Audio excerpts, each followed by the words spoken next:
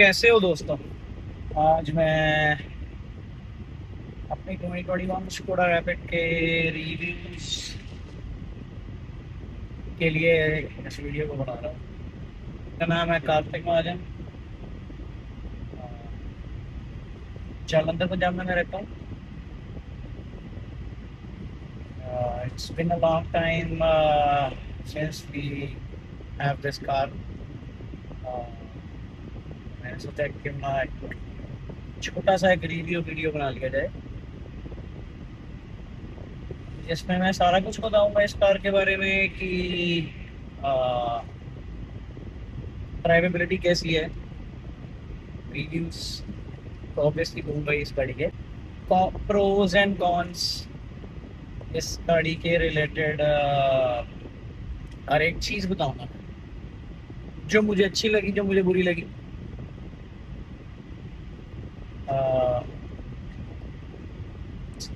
As we are heading to an open stretch of a road, एक ऐसी जगह जाऊंगा जहाँ पे टारमैक थोड़ा अच्छा हो, रोड्स रफ ना हो। एंड बताता हूँ फिर आपको मैं इस गाड़ी के प्रोज एंड कॉन्स वहाँ पर जाकर। तो as we are well out of city boundaries now, so the Skoda Rapid, हमने ये गाड़ी ली थी 2021 में। so it's been almost 5 years now हमारे पास ये कार है। The best thing about this car is इसके driving dynamics. so the way ये कार हैंडल करती है हर एक चीज़ को। इसका जो स्टीयरिंग है बहुत पॉइंटी है। माइनर सा भी इसमें स्टीयरिंग लैग नहीं है। और the one I have is a 1.0 TSI 2021, so last generation of Skoda Rapid in India। तो अगर आप वेल अबव रहते हैं 18,000 to 2000 RPM, तो बहुत अच्छा पावर सोर्स मिलेगा इसमें। Best part about this car is it is a 6-speed manual। 5 speeds तो चलो हर एक कार में ऑलमोस्ट आ ही रहा था। 6 speed with DSI 1.0 and DSI basically turbo engine. जैसे DSI इज फॉक्सवैगन स्कोडा का एक जस्ट एक उस चीज़ को नेम करने का डिफरेंट तरीका है, कह लो। जैसे महिंद्रा में आता है TGDI टर्बो गैसोलीन ब्रेक इंजेक्शन, इसमें है DSI turbo stratified injection. Basically same चीज़ है, डिफरेंट नाम है।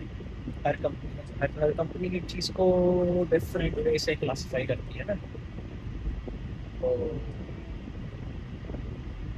सेफ्टी वाइज ये कार स्पॉट ऑन है।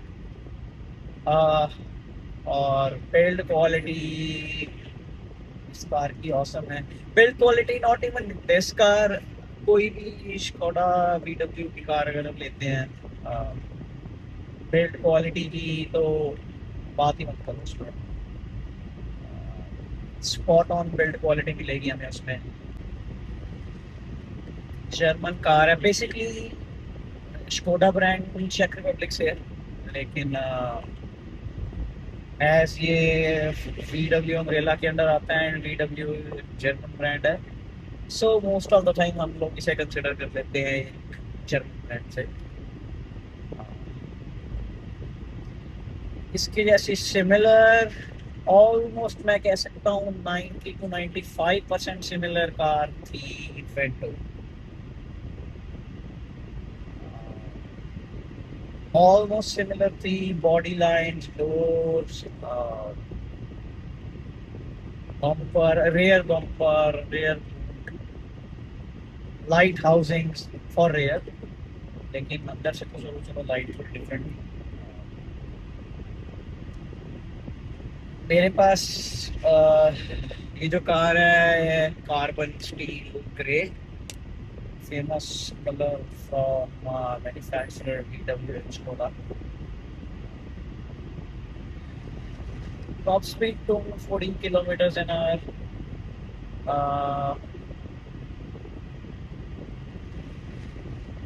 अगर highest speed I have achieve in this car वो है 180, मतलब उससे ऊपर भी जाती है, कोई ऐसा इशू नहीं है। 180 मेरे को थोड़ा सा, मतलब उसके बाद ऐसे था कि यार सेफ्टी जोन से बाहर जा रहे हैं, तो फिर मैंने नहीं किया। पेट्रोल वाइज इसमें डलेगा 95 octane minimum, that's what mentioned in inside the fuelet पे लिखा हुआ है मिनिमम 95। इवन दो जो न्यू इंडिया 2.0 कार्स हैं वो 1.0 TSI उन पे लिखा होता है मिनिमम 95, ओ सॉरी मिनिमम 91, और रिकमेंडेड है 95। सो 91 उनमें ऐसे है कि अगर कोई ऑप्शन नहीं है तो डलवा लो। ऐसे तो इसमें भी क्या कर सकते हैं, लेकिन एक इशू आता है EPC लाइट का। अभी तक मुझको तो कभी आया नहीं, टचवुड। मेरे लिए तो ये कार स्पॉट ऑन है, कोई भी इसमें इशू नहीं आया, टचवुड। हैंडलिंग वाइज हाँ, इसके जो मैंने अभी जैसे इसके सारे ऑलमोस्ट पॉजिटिव बता ही दिए। तो इसके नेगेटिव्स में आए अगर हम, तो सस्पेंशन इसका ड्राइविंग डायनेमिक्स वाइज और स्टीयरिंग कंट्रोल वाइज तो स्पॉट ऑन है, मतलब ये इसका कंपैरिजन हम कर ही नहीं सकते इससे नीचे वाली कार के साथ। अगर हम इसका कंपैरिजन किसी और मैन्युफैक्चरर से कर नहीं सकते, मतलब जो इस प्राइस रेंज से नीचे है या सिमिलर प्राइस रेंज में, और या स्लाइटली या सेगमेंट अबाउट, इसका कंपैरिजन हम कार के साथ नहीं, ये उससे वे अहेड है। लेकिन जो चीज़ मुझे इसकी अच्छी नहीं लगी, इसकी सस्पेंशन नॉइस।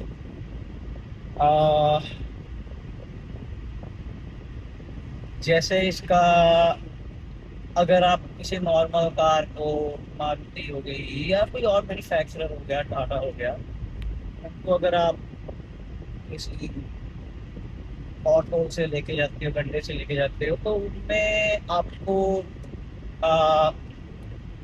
काइंड ऑफ वो जो शॉक को अब्जॉर्ब कर लेती है वो बात बेसिकली। लेकिन अगर ये है, इसमें आपको शॉक पूरी बॉडी में अब्जॉर्ब होगा, गाड़ी में नहीं। और बहुत जोर से थर्ड नॉइस है इसमें। हाँ, सिर्फ अगर वो गड्ढा बहुत ज्यादा गहरा है तो, अदरवाइज अगर नॉर्मल बाउंसी रोड है तो उस पर इतना फर्क नहीं पड़ता, उस पर कुछ खास इशू नहीं आता इसमें। अगर गड्ढा बहुत ज़्यादा है तो सस्पेंशन, तो मैं खुद बोलूँगा कि सस्पेंशन वाइज ये कार सही नहीं है। लेकिन and secondly the ground clearance, I mean sedans are notorious for rubbing their belly। इसमें भी सेम है। इसमें बेली रब ऑलमोस्ट नहीं करती, लेकिन जो ओवर हैंग है कार का, जो बेसिकली एक कहते हैं बूट, बूट के नीचे है, द मोमेंट आपका किसी बहुत बड़े गड्ढे से निकलते हो तो आपका बूट नीचे से पीछे से स्क्रैप कर जाता है। और कार लवर्स जानते होंगे वो चीज दिल पे बहुत ज्यादा लगती है।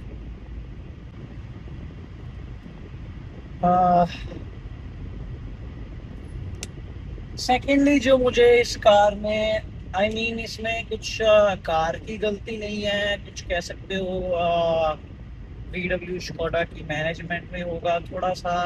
आई मीन ये कार डिसकंटिन्यू हुए भी 5 साल हो चुके हैं। सो स्पेयर पार्ट्स में तो कभी इशू आया नहीं है इसके मुझे।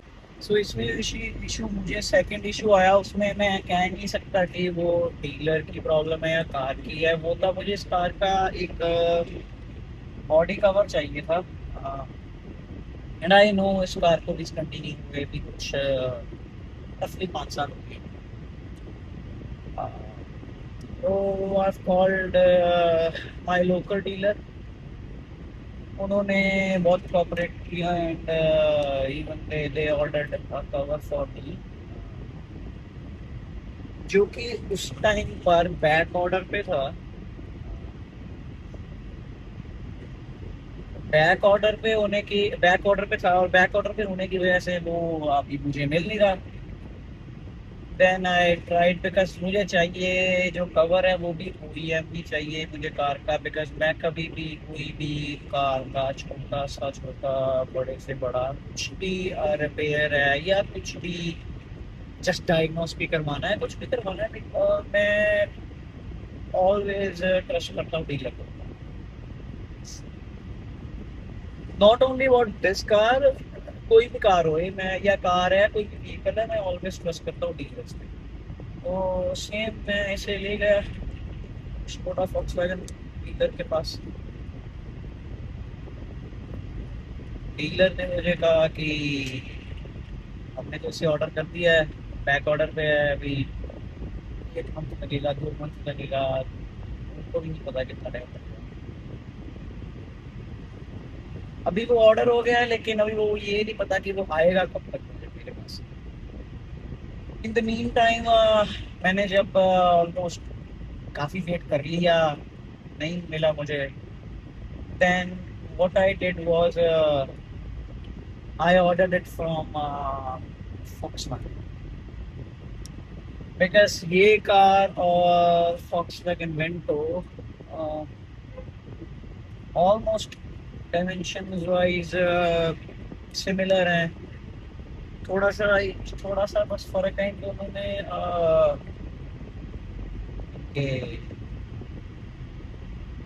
हुड में और क्या कह सकते हो फ्रंट फेसिया में जो रैपिड है उसका थोड़ा फ्रंट फेसिया थोड़ा पॉइंटियर है, और पेंटो का जस्ट लाइक पोलो थोड़ा सा मैं ऐसे कहता हूँ थोड़ा सा राउंड सा है आगे से, मुझे लगता है ऐसे। लेकिन वो आ जाएगा फिट, मुझे पता है, तो मैंने वो ले लिया। वो मेरे पास अभी ऑप्शन नहीं था, सर यही इशू था मेरे पास। सर्विस कॉस्ट वाइज जो लोग कहते हैं कि स्कोडा वैगन की सर्विस एक्सपेंसिव है, बहुत बड़ा मिथ है सारी दुनिया की, ऐसे मैं भी यही मिथ्स क्लियर करने की कोशिश करूँगा। बिकॉज ये बेसिकली जर्मन कार्स हैं, तो इनका मेंटेनेंस स्केड्यूल थोड़ा सा डिफरेंट रहेगा as compare to normal car. Different in a positive way भी रहेगा बिकॉज इसकी सर्विस एवरी 15,000 किलोमीटर और 1 ईयर में होती है, जबकि नॉर्मल कार्स अगर हम लेते हैं मारुति है तो 7,000 में कहते हैं, most of the manufacturer 10,000 kilometre पे कहते हैं। इसकी 15,000 किलोमीटर पे है, और अगर आप मेजर सर्विस मैंने करवाई थी कुछ आई थिंक सो 15,000 लगा था हमारा, जब मैंने मेरे को एक मेजर सर्विस का तो पता है, उससे पहले तो मेरे डैड करवाते थे, unfortunately is no more now. तो मेरे डैड करवाते थे तो तब का मुझे पता नहीं है, लेकिन अब का मुझे जो पता है उसमें एक जो 15,000 वाली सर्विस थी उसमें चलो ब्रेक पैड्स डले, साथ में क्या कहते हैं इसके शॉकर माउंट्स, और व्हील अलाइनमेंट एंड बैलेंसिंग सब कुछ डीलर से हुआ, तो wheel alignment and balancing most of time थोड़ा प्रीमियम रहता है डीलर से as compare to after market. उसके अलावा तो और कुछ था नहीं। उसके अलावा अगर अगर रेगुलर सर्विस देखें तो 8 to 9,000 भी होती है 15,000 किलोमीटर तक की। और अगर आपको फिर भी वो एक्सपेंसिव लगती है बिकॉज हर कस्टमर का एक बजट होता है, हर कस्टमर का एक हर कस्टमर का हर बंदे का एक बजट रहेगा, उसका स्पेंडिंग पावर हर बंदे का डिफरेंट है। Most of the time that's the reason लोग आफ्टर मार्केट चले जाते हैं, जो कि मैं रिकमेंड नहीं करता। For any car. तो इसमें अगर आपको लगता है you can buy service package, 4 year service package, जब आप कार खरीद रहे हैं उसी टाइम पे, we did a big mistake not buying that. But after that we tried to fix that by buying a 2 year service pack. वो थोड़ा expensive पड़ता है as compare to 4 year service pack, but still justified है cost of service, और उससे देखो तो वो जस्टिफाइड है। तो होनी भी कार की सर्विस 1 साल में है और 15,000 किलोमीटर जो भी पहले आता है। तो मैंने तो वही लिया हुआ, वो कुछ 15,000 के आसपास आया था। उसमें 2 सर्विस कवर थी। सो उसमें सारे पार्ट्स और क्या कहते हैं, लेबर तो कवर होगी पार्ट्स जो उसमें जो सब इसमें डलने हैं वो वाले, फिल्टर हो गए, आपके स्पार्क प्लग्स हो गए, ये सब कुछ। आई थिंक स्पार्क प्लग शायद वो 2 ईयर वाली में नहीं करते, 4 ईयर वाली में अब नहीं करते। फिर वो हो गया, सारा कुछ कवर्ड है उसमें। तो वो मेरे को जो लगता है कि जो बेस्ट है वो 2 ईयर सर्विस पैक लेना, थोड़ा 2 ईयर सर्विस पैक लेना थोड़ा मुझे ज़्यादा वायबल लगा।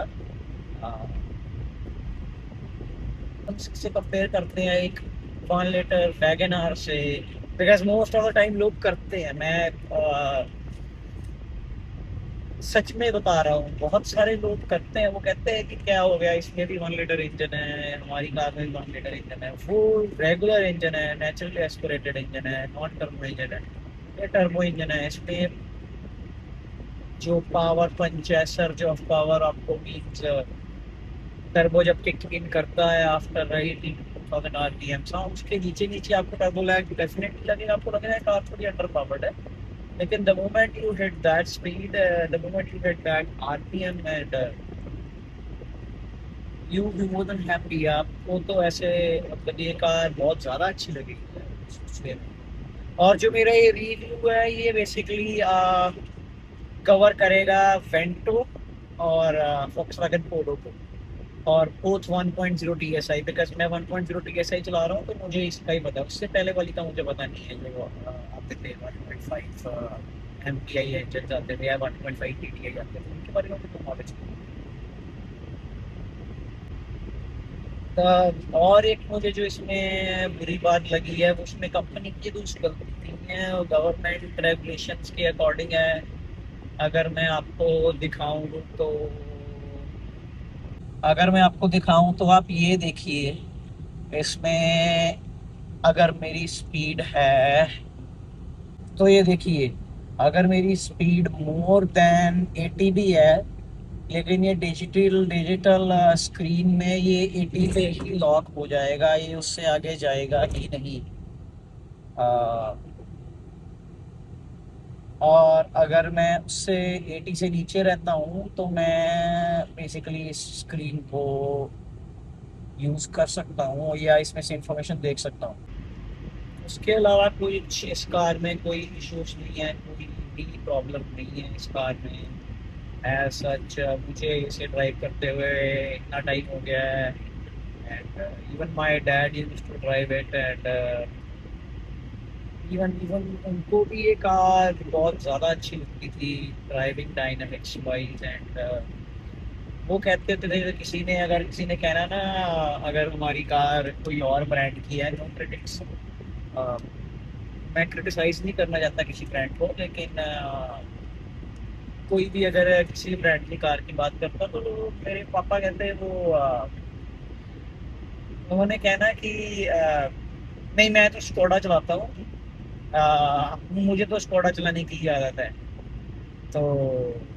तो उनको भी ये कार बहुत अच्छी लगती थी एट द वेरी बिगनिंग। उन्होंने भी यही सोचा था ये कार की रीसेल वैल्यू नहीं है, this and that. But at the end resale value, अगर मैं पर्सनली बताऊं तो रीसेल वैल्यू तब मैटर करती है अगर आप कार को सिर्फ एक point A to point B तक जाने के लिए यूज कर रहे हो। अगर आप कार के साथ जीना चाहते हो and enjoy, and if you love driving, then ये कार्स आपके लिए ही बनी है। रिगार्डलेस इनकी रीसेल वैल्यू इतनी ज़्यादा नहीं होएगी as compare to some other manufacturers like Maruti. So उसकी ऐसी बिल्ड क्वालिटी फॉर श्योर नहीं होगी इनके इन कार्स में, लेकिन और अदर मैन्युफैक्चरर्स में इतनी फैसिलिटीज नहीं होगी ना, अदर मैन्युफैक्चरर्स में इतनी अच्छे ड्राइविंग डायनेमिक्स नहीं होंगे उनमें, इतना अच्छा उनमें शैसी इतना अच्छा नहीं होगा, प्लेटफॉर्म इतने अच्छे नहीं होंगे उन कार्स के।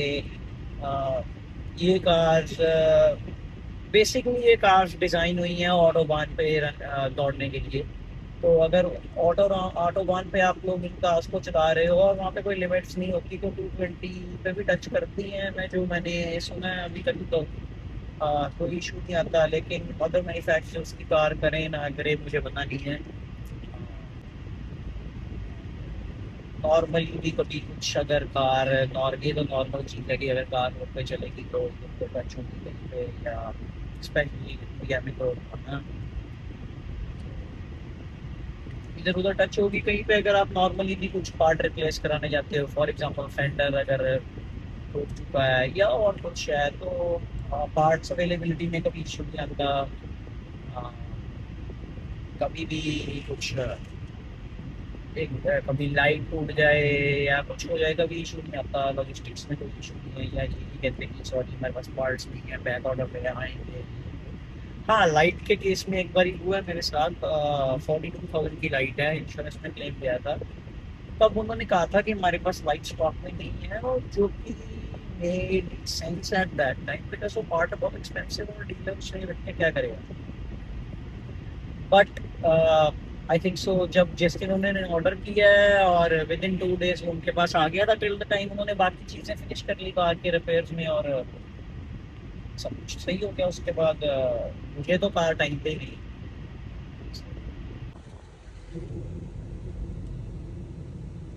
अ, अगर हम देखें इसके द वे ये कार भाग रही है, या द वे ये कार रोड रोड प्रेजेंस इसकी कार्स की है, सो आपको पता चलेगा कि जो मजा इन एकदम सी, अभी देखो उस कार ने ब्रेक लगाई है और मैंने भी ब्रेक लगाई है, तो कार इंस्टेंटली रिएक्ट कर रही है उस चीज पे। मेरा आखिरी वर्डिक्ट तो यही रहेगा कि ये car best for everybody who loves driving, who don't love driving, who